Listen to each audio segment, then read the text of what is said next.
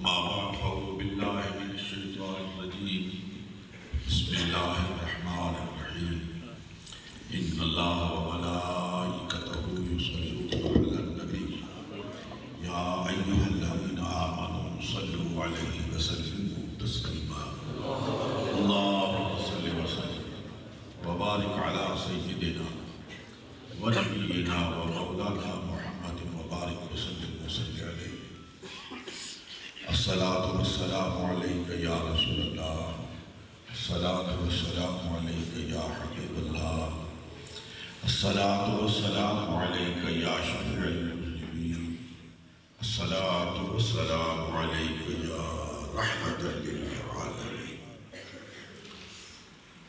انتہائی قابل احترام برادران طریقت،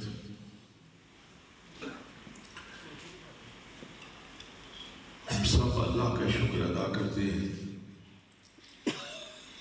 کہ جس نے ہمیں اپنے مرشد گرامی اور اس خانقاہ کے مؤسس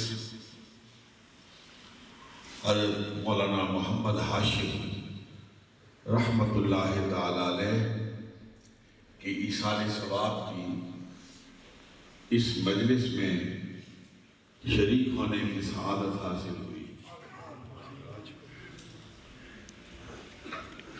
آپ کو خوش قسمت ہیں جنہیں حضرات کے عرسوں کی تاریخیں یاد ہیں اور آپ میں سے اکثر ہر سال اور سال میں کم و بیش 3-4 مرتبہ ان عرسوں کی تقریبات کو شریک ہوتے ہیں. حضرات، میرے والد گرامی رحمت اللہ تعالی علیہ اشتہار بازی کے مخالف تھے. وہ عرسوں کی تاریخ پر بھی پابندی لگاتے تھے کہ کسی قسم کا اشتہار نہ چھاپا جائے. میں نے ایک دفعہ آپ کی خدمت میں عرض کی کہ حضرت یہ کری کے لوگ بھی شکایت کرتے ہیں کہ چونکہ ہمیں اطلاع نہیں ہوتی اس لیے ہم اس سعادت سے محروم رہتے. جو اگلی بات میں کہہ رہا ہوں اس کی بنیاد پر میں نے آپ کو خوش قسمت کرا ہے. آپ نے میری اس درخواست پر ارشاد فرمایا کہ جس اولاد کو اپنے والدین کی تاریخ وفات یاد نہیں ہے اسے یاد کرانے کی ضرورت ہے. کیا بات ہے. پھر ارشاد فرمایا ایصال ثواب کی مجلس ہے، جو 2-4 بندے حاضر ہو گئے وہ دعا میں شریک ہو جائیں گے. جو اس سال نہ ہوئے وہ اگلے سال ہو جائیں گے. آپ وہ خوش قسمت ہیں جو اپنے روحانی والدین کی تاریخ وفات کو یاد رکھتے اور دور دراز کا سفر طے کر کے اس پہاڑی علاقے میں تشریف لاتے ہیں. اللہ رب العالمین آپ کی اس حاضری کو قبول و منظور فرمائے. آج صبح 9 بجے سے میں اور آپ اللہ اور اللہ کے رسول صلی اللہ علیہ وسلم کی فرامین سماعت کر رہے ہیں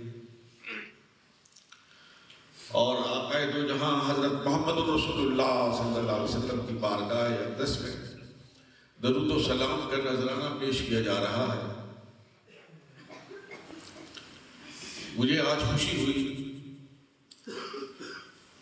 کہ عرصے بعد مجھے ایسے محسوس ہوا کہ جیسے میں حضرت مولانا شبیر شاہ حافظ آبادی کی تقریر سن رہا ہوں.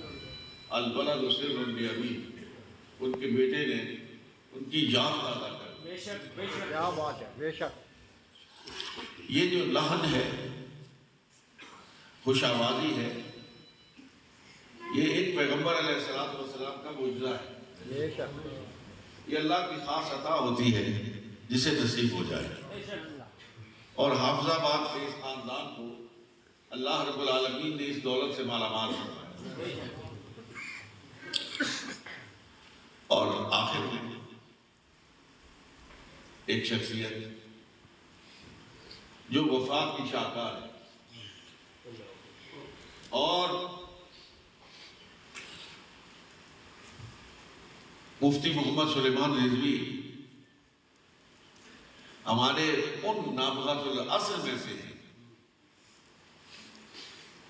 کہ جن پر اہل علم و دانش کو فخر ہے.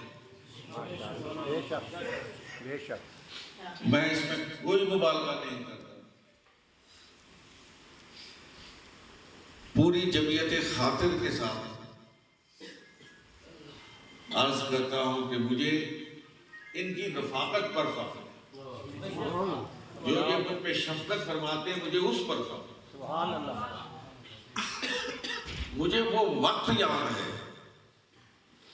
جب مفتی سلیمان لاہوٹا سے پیدل آیا کرتے. اللہ اللہ کیا بات. اللہ تبارک و تعالیٰ انہیں صحت مند زندگی عطا فرمائے اور علم و فضل کے موتی اسی طرح بکھیرتے رہے اور طالبان علم و فیض اس سے اپنے دامن بھرتے رہے.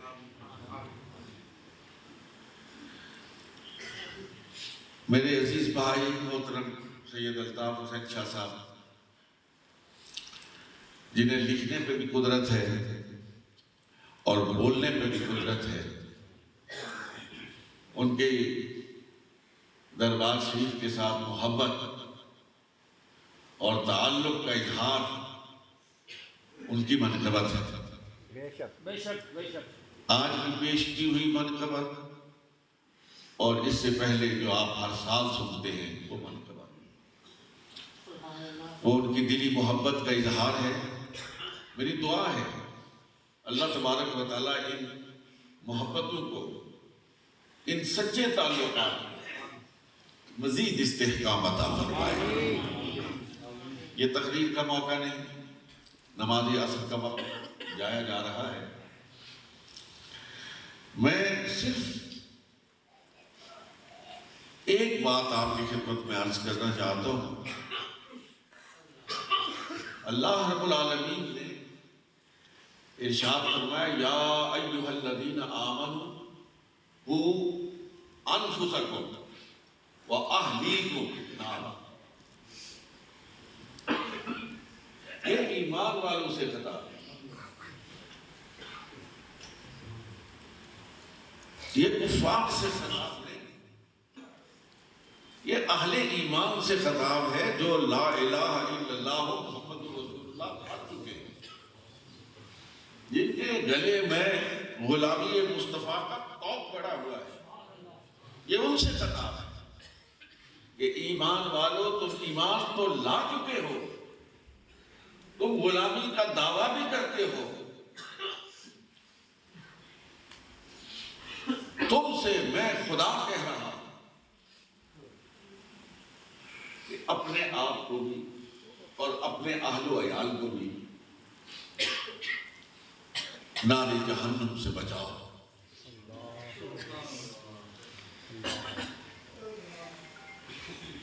کفار تو ہیں ہی جہنمی.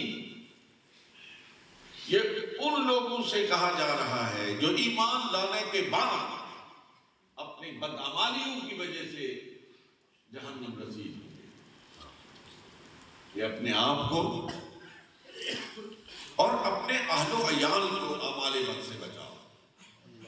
میں جو بات آپ کی خدمت میں عرض کرنا چاہتا ہوں کہ آپ اور میں خود نماز پڑھنے کے بعد، ذکر اذکار کرنے کے بعد، قریب میں روزے آ رہے ہیں، روزہ رکھنے کے بعد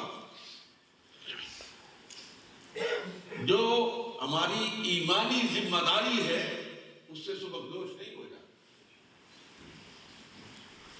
کہ میں نے نماز پڑھ لی، میں نے روزہ رکھ لیا، میں نے ذکر اذکار کر لیا، نہیں، قرآن کی یہ آیت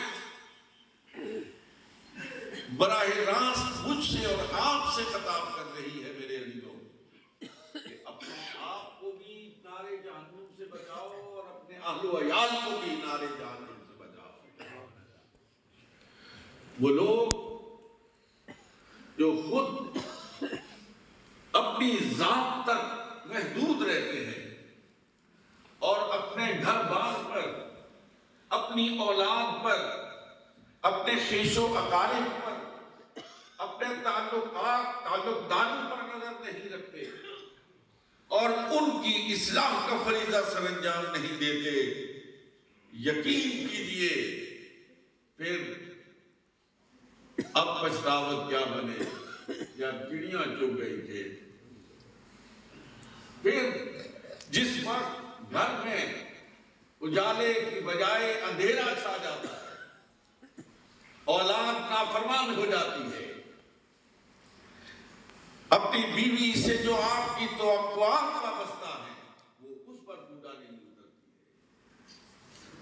آپ اکیلے اگر مسجد میں اللہ اللہ کر رہے ہیں اور آپ کے گرد و نواح میں،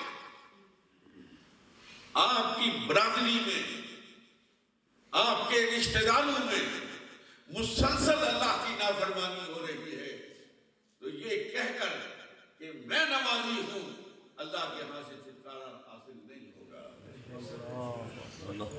مسلمانوں، اے محمد رسول اللہ کے غلاموں، آپ کے آقا، میرے آقا، ماں سے واللہ کائنات کی ہر شے کے آقا جناب محمد رسول اللہ صلی اللہ علیہ وسلم ارشاد فرماتے ہیں، الا کلکم راع وکلکم مسئول عن رعیتہ، خبردار، تم میں سے ہر شخص حاکم ہے اور ہر شخص کی ایک رعیت ہے، اور صرف تم سے تمہارے بارے میں پوچھا نہیں جائے گا، اس رعیت کے بارے میں۔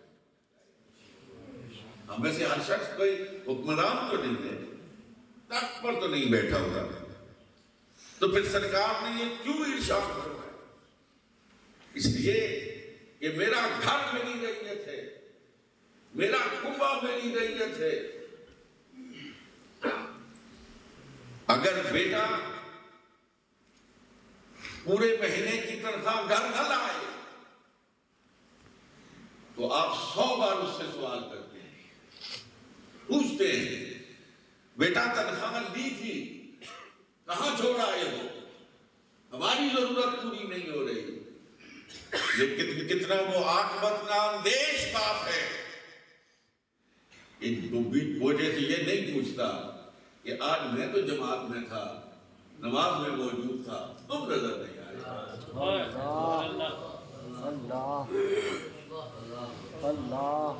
آپ نے بڑے بڑے لوگوں کی باتیں اخبار میں پڑھی ہوگی، الیکٹرانک میڈیا میں سنی ہوگی کہ بیٹے نے دولت کے انبار لگا دیے، ہر ماڈل کی گاڑی کو وہ اپنے گھر کے صحن میں لے آیا، لیکن ہمارے ملک کا، اس ملک کا چیف جسٹس کہتا ہے کہ گاڑیاں تو میں نے دیکھی تھی لیکن مجھے معلوم نہیں وہ کہاں سے لایا۔ ایسا بے خبر مالک جسے اولاد کی کمائی کا تو پتا ہو لیکن اس نے کمایا کہاں سے ہے اس کا علم نہ ہو، کل خدا کے سامنے لاجواب ہو جائے۔ میں اس مختصر وقت میں اس خاصدار سے آپ کی خدمت میں یہی پیغام عرض کرنا چاہتا ہوں کہ بڑے دور ابتلا سے میں اور آپ کو لگے، یقین جانیے یہ وہ دور ہے دائیں سے بائیں سے آگے سے پیچھے سے شیطان حملہ ہو رہا ہے، برائی پوری آہن کے ساتھ آوازیں لگا رہی اور برے راستے پر چلنے کے لیے تمام تر وسائل موجود ہیں، مہیا کیے جا رہے ہیں۔ آپ کی اولاد کو غلامی مصطفیٰ سے نکال کر حرص و ہوس کی دنیا کا بندہ بنایا جانے کے لیے لوگ شعوری کوششیں کر رہے ہیں۔ بڑے بڑے تھنک ٹینکس بن گئے کہ لوگوں کے ذہنوں سے اور ان کے دلوں سے دولت ایمان کو کیسے نکالا جائے۔ بڑے بڑے تھنک ٹینکس بن چکے ہیں۔ ہوش کے ناخن لوگ مسلمانوں اور میرے پڑھے لکھے نوجوانوں، لوگ آپ کو گمراہ کرنے کے لیے، آپ کی نسل نو کو گمراہ کرنے کے لیے صرف اپنا ذہن استعمال نہیں کر رہے، اپنا پیسہ بھی استعمال کر رہے ہیں، اپنی قوت بھی استعمال کر رہے ہیں۔ اگر آپ نے اپنے گھر پر توجہ نہ دی، اپنی اولاد پر توجہ نہ دی، ان کی تعلیم اور تربیت کا اہتمام نہ کیا، میں صرف ایک بات مزید اضافہ کرنا چاہتا ہوں۔ عام طور پر یہ کہا جاتا ہے کہ میں نے تو کوئی غلط بات نہیں کی۔ میرے عزیزوں، یہ میں نے کوئی غلط بات نہیں کی، تم اپنے بیٹے کی غلط بات کے ذمہ دار ہو، اپنی بیوی کی غلطیوں کے ذمہ دار ہو، اپنے خیش و اقارب کی ذمہ داری کی بدکاریوں کے ذمہ دار ہو۔ جہاں تک تمہارا سکہ چلتا ہے، وہ جو فرمانا الا کلکم راع و کلکم مسئول عن رعیتہ، علماء محققین مفتی صاحب تشریف فرماتے ہیں کہ بزور قوت یہ حکومت کا کام ہے، بزور لسان یہ علماء اور اساتذہ اور مصلحین کا کام ہے، اور میں اور آپ جو عام لوگ ہیں ان کا کام ہے کہ جو برائی کرے اس سے دور ہو جائے، اور جو نیکی کرے اس کے لیے محبت کے بازو پھیلائے، تاکہ نیکی اور بدی میں تفریق ہو سکے۔ لیکن یہاں الٹ ہے، علامات قیامت میں سے یہ علامت ہے کہ یکرم الرجل مخافۃ شر، کہ شر پسند انسان کے شر سے بچنے کے لیے لوگ اسے کندھوں پر اٹھا دیتے، اس کے حق میں نعرہ ہائے تحسین بلند کرتے ہیں۔ میرے عزیزوں، اپنے معاشرے کو، اپنے گھر کو، اپنے گھر کے اندھیرے کو، میں یہاں خانقاہ میں بیٹھتا ہوں، مجھے پتہ ہے کہ آج گھروں میں اندھیرا کس طرح چھایا ہوا ہے۔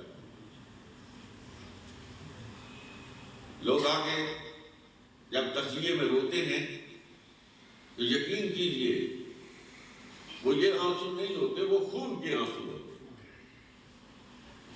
میرا دل روتا ہے اس وقت جب کوئی ماں آ کے مجھ سے کہتی ہے کہ میرا بیٹا گناہ ہے۔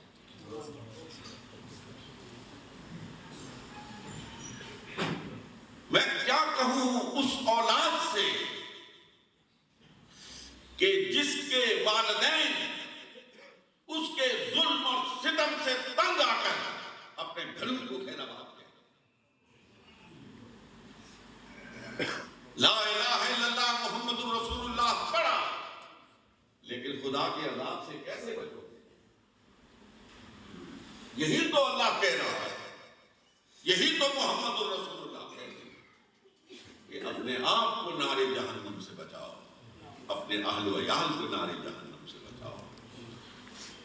مسلمانوں، اے محمد رسول اللہ کے غلاموں، اے صوفیاء سے محبت کرنے والوں، آج اس مجلس سے یہ عہد کر کے اٹھو کہ ہم صرف اپنے حالات کی نگہداشت نہیں کریں گے، بلکہ ہماری گہری نظر اپنی اولاد پر بھی ہو۔ اگر آپ کو برا محسوس نہ ہو تو میں یہ بات ضرور کہنا چاہتا ہوں، میری زبان پر آئی ہوئی ہے، روکنا نہیں چاہتا، کہ جب بیٹی آپ کے گھر سے نکلتی ہے، بازار میں جاتی ہے، کالج میں جاتی ہے، یونیورسٹی میں جاتی ہے، کہیں بھی جاتی ہے، آپ کے سامنے سے نکلتی ہے، آپ کی آنکھوں کے سامنے سے وہ دروازہ پار کرتی ہے۔ کبھی سوچا، کبھی غور کیا، کبھی توجہ دی کہ وہ کس لباس میں ملبوس گھر کی چار دیواری سے باہر نکل رہی ہے؟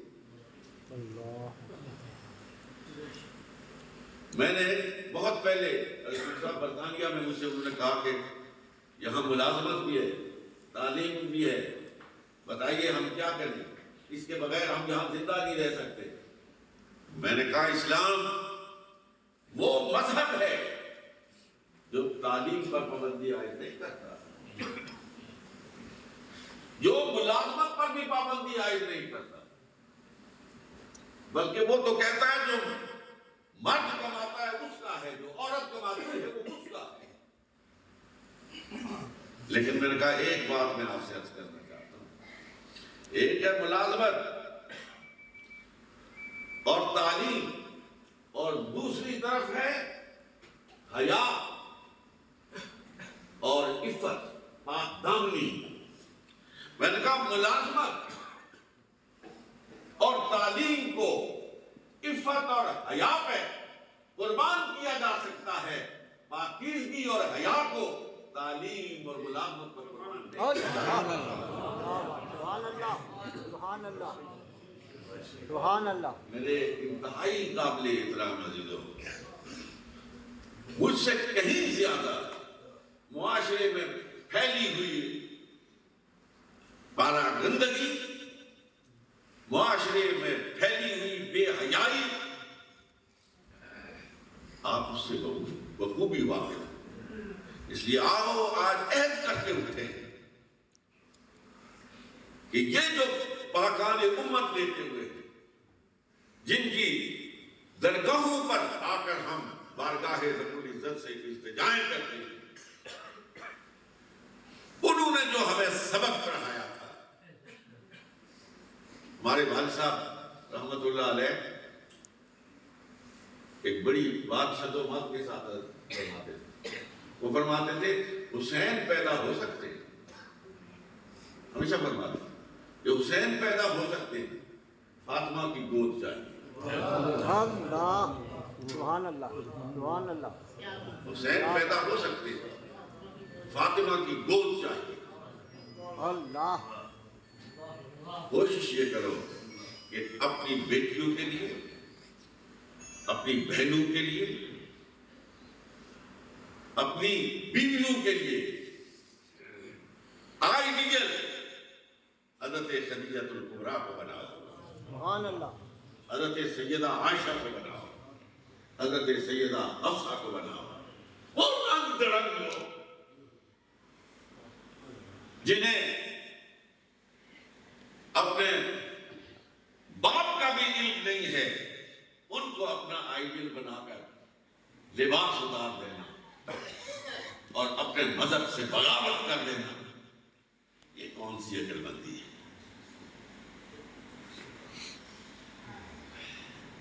پتہ نہیں جہاں کچھ دوست بیٹھے ہوں گے، ایک دفعہ وہاں مجھ سے ایک شخص ملنے آیا تھا، عیسائی مذہب سے تعلق ہے، وہاں پروفیسر ہے، مجھ سے ملا تو کہنے لگا کہ آپ یہ لباس پر اتنا کیوں زور دیتے؟ میں نے کہا اس کی عمل کا رد عمل ہے۔ لیکن کیا مطلب؟ میں نے کہا جتنا آپ زور لباس اتروانے پر لگا رہے ہیں، اتنا ہی ہم لوگ زور لباس پہنانے پر لگا رہے ہیں۔ آپ کو چھوڑ دیں، ہم یہ چھوڑ دیں گے، میاں روی رہے گی۔ درمیانی رستہ خود بخود نکل آئے گا۔ اللہ رب العالمین مجھے آپ کو ہم سب کو عمل کی توفیق، میں اور آپ خوش قسمت ہیں کہ عقائد پکا رکھتے ہیں،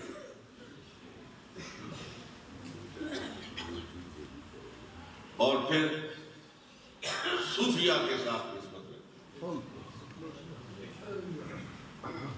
یہ ہمارا کمال نہیں ہے، یہ اللہ تعالیٰ کی عطا ہے۔ ہمیں ان خاندانوں میں پیدا کیا ہے جو نسل بعد نسل صوفیہ کے مسلک پر قائم ہے۔ اللہ تبارک و تعالیٰ ہمیں یہ توفیق عطا فرمائے کہ ہم اپنے اسلاف کی میراث کو سنبھال کر رکھ سکیں۔ سارے حضرات سے درخواست ہے